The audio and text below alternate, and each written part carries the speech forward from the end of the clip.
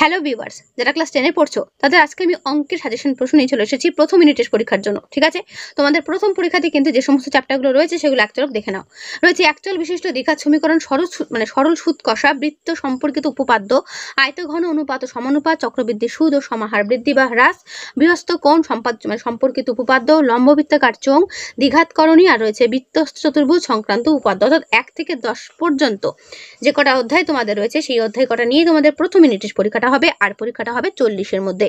ঠিক আছে, আমি যে অঙ্কগুলো বলবো সেই অঙ্কগুলো ভালো করে দেখে যাবে, পরীক্ষাতে এর মধ্যে কমন চলে আসবে। ঠিক আছে, তো চলো শুরু করছি চ্যাপ্টার ভিত্তিক। প্রথমে দেখো রয়েছে একচল বিশিষ্ট দ্বিঘাত সমীকরণ। এখানে 1 নম্বর অধ্যায়ে কি কি দেখবে? প্রথম পাতা দেখো রয়েছে বাস্তব সহগযুক্ত একচল বিশিষ্ট দ্বিঘাত সমীকরণ বলতে কি বোঝো, এটা কিন্তু পড়বে।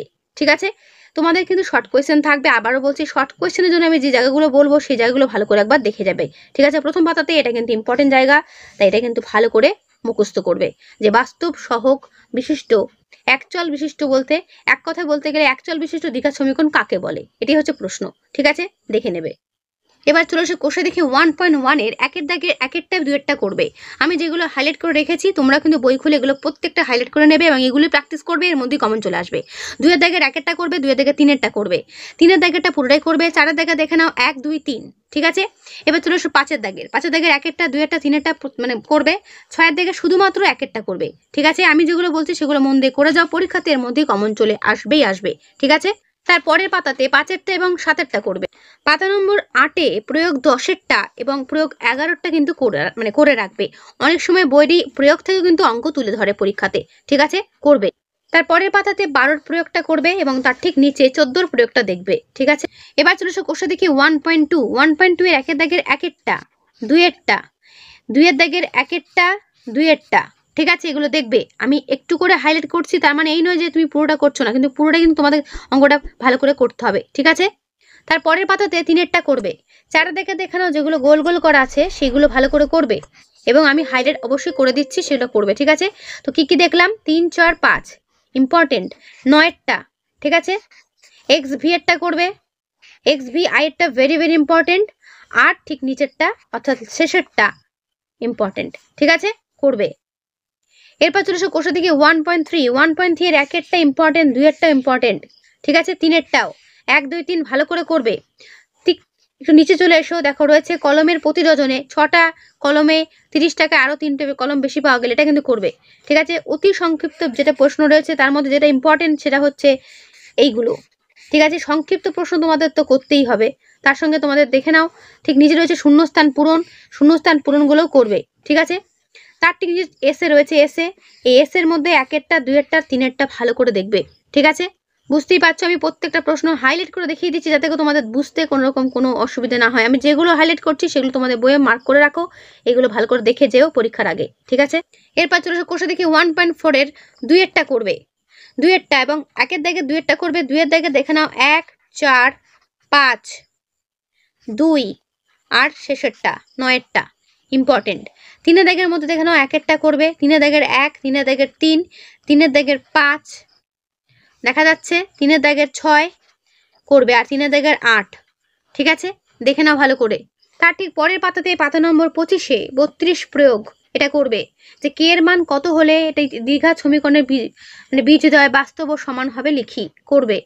তার ঠিক পরের পাতাতে দুটো সূত্র রয়েছে, সূত্র দুটো মুখস্থ করবে। ঠিক আছে, দ্বিঘাত সমীকরণের বীজদ্বয়ের সমষ্টি আর দ্বিঘাত সমীকরণের বীজদ্বয়ের গুণফল কি মনে রাখবে। এরপর চলে এসো কোষের দিকে 1.5 এর একের দাগের 1 এবং 3, 2 এর দাগের দেখো কোনটা করবে, একেরটা দুয়েরটা 3এরটা 6এরটা। ঠিক আছে, 3 এর দাগের করবে 3 আর 5 মানে 3 আর 4 করবে, 4 এর দাগেরটা ইম্পর্টেন্ট রয়েছে, 6 এর দাগেরটা দেখবে, 8 দেখবে 7 এর দাগেরটা।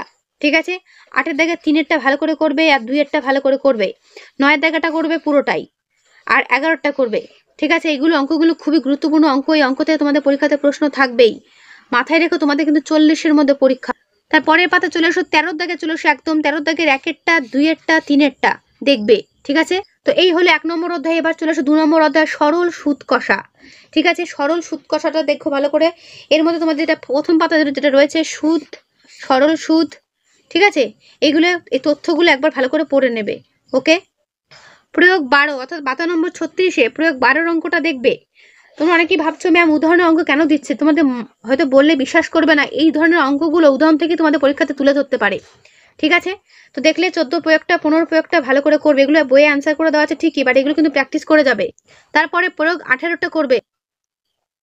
এবার চলে এসো কোষে দেখি 2-এরটা 3-এরটা 4-এরটা হাইলাইট করা রয়েছে, দেখবে 7-এরটা 10-এরটা 11-টা ইম্পর্টেন্ট। ঠিক আছে, করবে 18টা করবে, তারপরে পাতাতে 20টা করবে। ঠিক আছে, শর্ট কোয়েশ্চেনের জন্য 21-এর দাগের 2, 3, 4 দেখবে। এরপর চলে 3 নম্বর অধ্যায় বৃত্ত সম্পর্কিত উপপাদ্য, ভেরি ভেরি ইম্পর্টেন্ট। পাতা নম্বর 51তে এই জায়গাটা ভালো করে পড়বে, শর্ট কোয়েশ্চেনের জন্য কিন্তু এই জায়গাটা খুবই গুরুত্বপূর্ণ। আমি জাস্ট হাইলাইট করে তোমাদের একজন দেখিয়ে দিচ্ছি, কিন্তু এই জায়গাটা ভালো করে পড়ো কিন্তু। ঠিক আছে, বৃত্তকলা কি, বৃত্তাংশ কি, উপবৃত্তাংশ কি, ওকে পড়বে। তার ঠিক পরের পাতাতে এককেন্দ্রের বৃত্ত কি, সর্বসমবৃত্ত কি, ইম্পর্টেন্ট।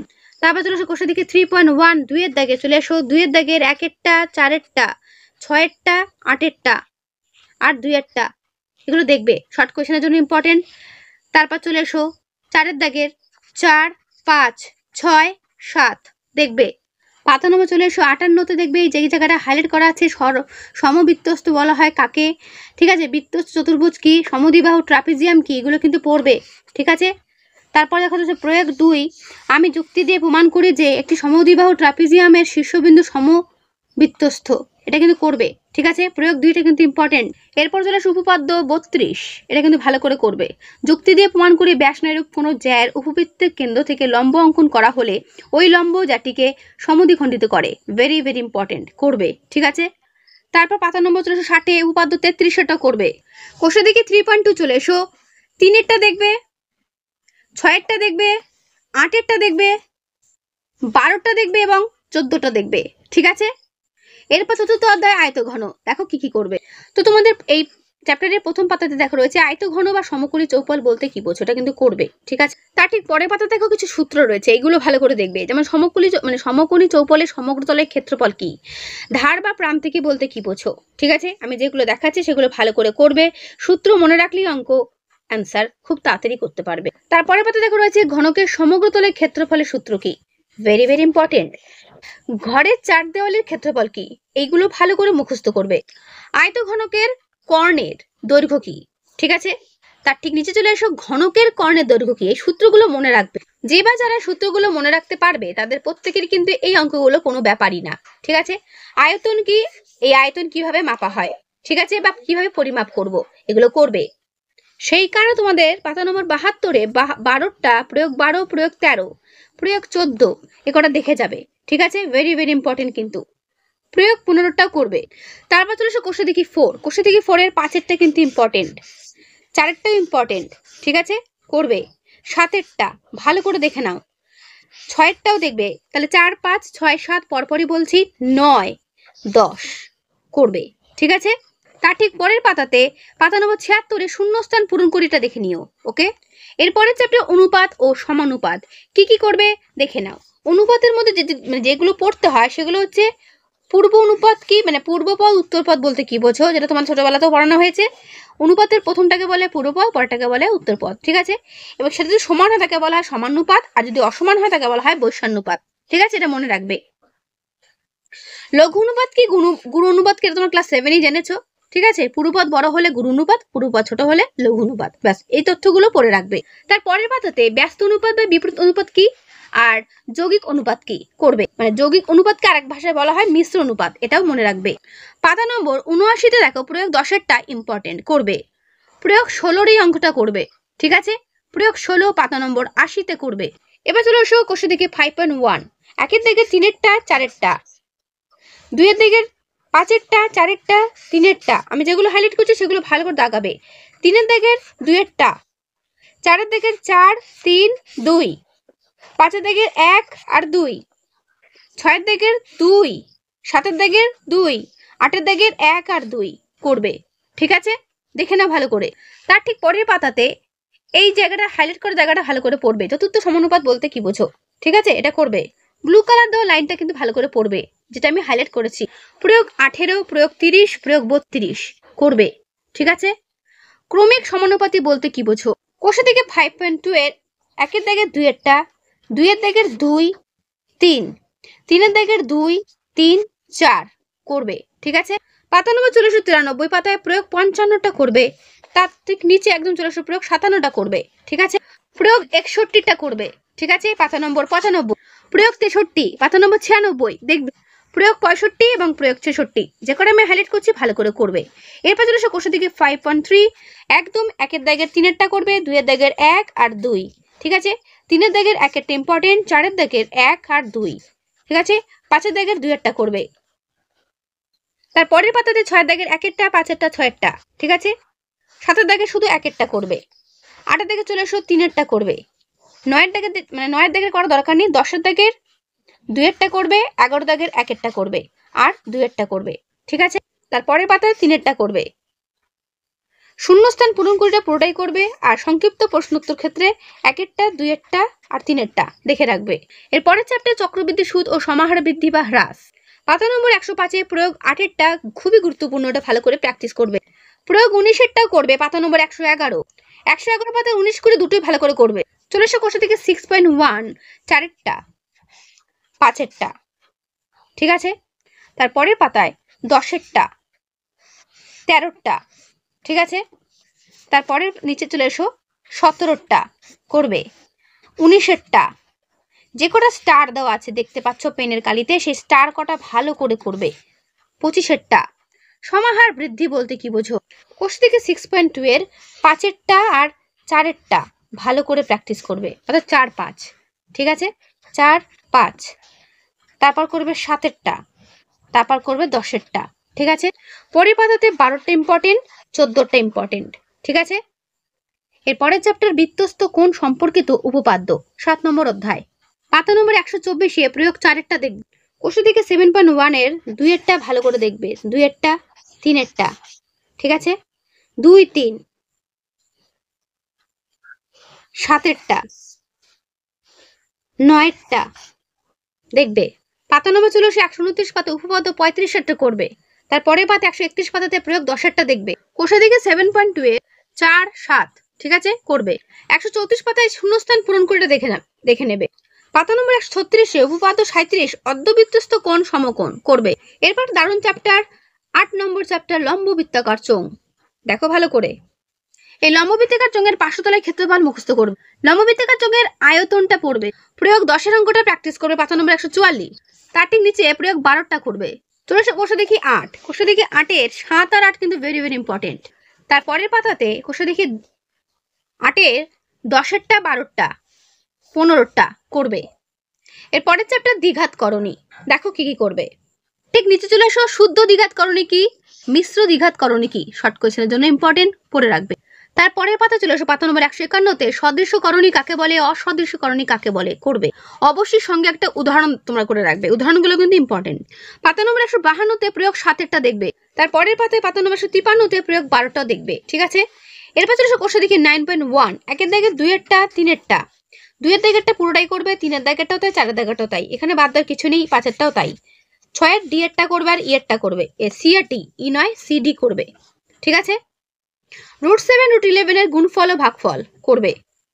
তারপরের পাতাতে পাতা নম্বর ১৫৪-তে প্রয়োগ ১৫ এবং প্রয়োগ ১৭ দেখবে। ঠিক নিচের দিকে চলে আসো ১৫৪ পাতা নিচের দিকে, করণী নিরসন উৎপাদক বলতে কি বোঝো দেখবে। তারপরের পাতাতে অনুবন্ধী বা পূরক করণী বলতে কি বোঝো। এগুলো কিন্তু তোমাদের শর্ট কোয়েশ্চেনের জন্য ভেরি ভেরি ইম্পর্টেন্ট। শুধু অঙ্ক করলে হবে না, শর্ট কোয়েশ্চেনও কিন্তু ফুল মার্কস পেতে হবে, তাই যেগুলো আমি বলছি সেগুলো কিন্তু পড়ো। প্রয়োগ ২৫, প্রয়োগ ২৫-এ ১৫৬ পাতায় করবে। এরপর চলে এসে কোষে দেখে 9.2, ১-এর দাগে সব কটাই দেখবে, ঠিক আছে। কটা প্রত্যেকটা ইম্পর্টেন্ট। ২-এর দাগে শুধু জি-এরটা আর ই-এরটা করবে। ৩-এর দাগের ই-এরটা, ডি-এরটা, এফ-এরটা, ৪-এর দাগেরটা, ঠিক আছে করবে, দেখে নাও ভালো করে। তারপর পাতা নম্বর ১৫৮-তে ৮-এর মান নির্ণয় করে দুটোই করবে। প্রয়োগ ৩১-এরটা করবে, প্রয়োগ ৩৩-এরটা করবে। এগুলোর সমাধান তোমাদের বইতে দেওয়া আছে, তবুও বলবো একবার দেখে নিও। প্রয়োগ ৩৪। এরপর কোষা দেখে 9.3, ২-এর দাগে চলে এসো এরটা, ভেরি ভেরি ইম্পর্টেন্ট, সি-এরটা, ঠিক আছে। তারপর চলে এসো ৪-এরটা, ৪-এর দাগে তোমরা যেটা করবে এ মানে 1 এবং 2 আর 4, ঠিক আছে। ৬-এর দাগের ইম্পর্টেন্ট, ৬-এর দাগের এরটা করবে, বি-এরটা মানে ১-এরটা, ২-এরটা। ৭-এর দাগের এরটা ইম্পর্টেন্ট, মানে ১-এরটা, এর ১, ২ আর ৩ করবে। ৮-এর দাগেরটা ইম্পর্টেন্ট করবে, ঠিক আছে। এটা কিন্তু মাধ্যমিক তোমাদের মানে পরীক্ষাতে অনেকবার এটা এসেছে অঙ্কটা, তাই ভালো করে কিন্তু এটা করো। যেগুলো স্টার মানে দেখতে পাচ্ছ পেনে করা রয়েছে সেটা ভালো করে করবে, আর যেগুলো আমি হাইলাইট করে দিয়েছি সেগুলো করবে। এরপর চলো সব 10 নম্বর চ্যাপ্টার বৃত্ত চতুর্ভুজ সংক্রান্ত উপপাদ্য। উপপাদ্য 38 পাতা নম্বর 64 করবে। প্রয়োগ 6 পাতা নম্বর 67 করবে। প্রয়োগ 9 করবে পাতা নম্বর 168। প্রয়োগ 7-এরটাও দেখবে, ঠিক আছে। এরপর চলে সে কোষাদিকে 10। কোষাদিকে 10-এর মধ্যে 3-এরটা, 6-এরটা, 8-এরটা, ঠিক আছে, 3, 6, 8 আর 10-এরটা দেখবে। ওকে, তো এই হলো তোমাদের 10 নম্বর অধ্যায় পর্যন্ত সাজেশন অঙ্ক, যেগুলো আমি বললাম সেগুলো করো, পরীক্ষাতে এর মধ্যেই কমন পেয়ে যাবে। তো আজকের এই ভিডিওটা আমি এখানেই শেষ করছি। অঙ্কগুলো যেগুলো আমি দিলাম সেগুলো প্রত্যেকে ভালো করে দেখে যেও, পরীক্ষা প্রত্যেকেরই ভালো হবে, ঠিক আছে। তো আজকের ভিডিওটা আমি এখানে শেষ করছি, দেখা হবে নেক্সট ভিডিওতে। ভালো থেকো সবাই।